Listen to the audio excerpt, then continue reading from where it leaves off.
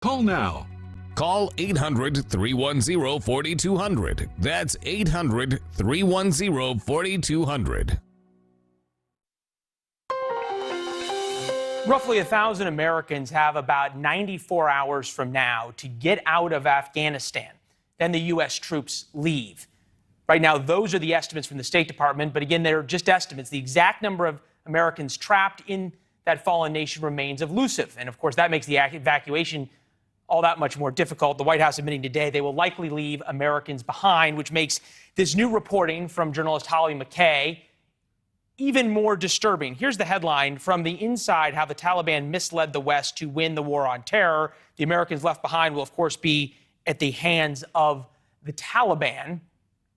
And the Taliban did win America's longest war. Holly McKay joins us now from an undisclosed location just on the Afghan border. Holly, good to see you as always. A lot of your article sort of gets into this idea that the Taliban tricked the United States time and time and time and time again. You know, the old thing, fool me once, shame on you, fool me twice, shame on me. Why did the U.S. keep believing them?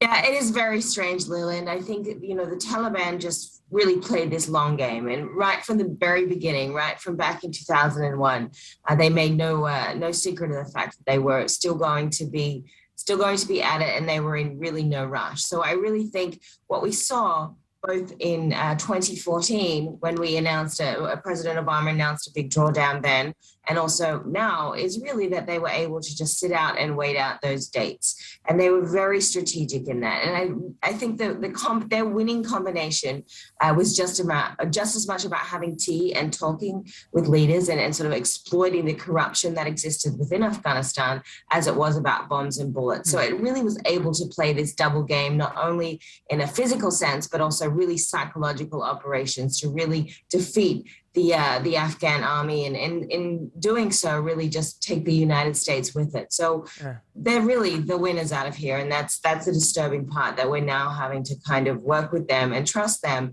despite this really bloody history. What does that mean for the future? Obviously, U.S. troops are going to leave. What does that mean for the Taliban over the next 5 years? We misread them so badly. What should American intelligence be listening to that you know that they're missing? I think it's a combination of, we have to look at the partnerships that the Taliban has. We also have to remember there isn't one Taliban. The Taliban is a very fractured, sort of multifaceted organization of different people from different places with different agendas and different backgrounds. So I think the Taliban itself is going to have a lot of trouble actually just reining in its own people or sort of inflicting anything that's from a leadership level of top down. It's just a very fragmented group. So we keep hearing, though, from the White House all the time that the Taliban and ISIS-K are sworn enemies. Therefore, the Taliban is the ones to deal with, even though ISIS-K just killed 13 American service members. And then this question came from my former colleague, Jennifer Griffin at the Pentagon. Take a listen. In terms of ISIS-K, how many ISIS-K prisoners were left at Bagram and are believed to have been released from the prison there? And why weren't they removed before the U.S. pulled out to someplace like Gitmo? Well, I don't know the exact number. Clearly, it's in the thousands when you consider both prisons. Because both of them were taken over by the Taliban and emptied. But I couldn't give you a precise figure. So what I understand from the White House and the Pentagon now is that ISIS and the Taliban are sworn enemies, but when the Taliban took over, they let thousands of ISIS-K prisoners out of jail. Those two statements don't seem to jive. Right, and it is awfully confusing because at the same time, I've also heard from within Taliban that whilst they were releasing their own people, they were making sure that the ISIS people stayed in jail. So it is very confusing to really understand it. And I know that they killed some of the ISIS leadership.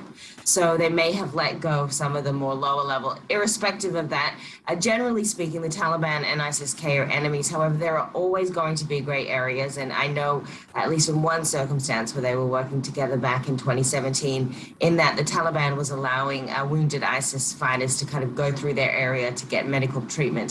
So it is hard to know exactly where that relationship stands. But for the most part, the way that I see it is that ISIS is probably going to be a huge problem for the Taliban in the same way that the Taliban tried to undermine the Afghan government previously. So it's kind of history repeating itself, if you will, Leland. Well, and if history repeats itself, then America could have some real problems considering what's come from Afghanistan. Holly, we're having a little bit of problems with your signal, so we're going to let you go. Have a safe weekend, and we'll talk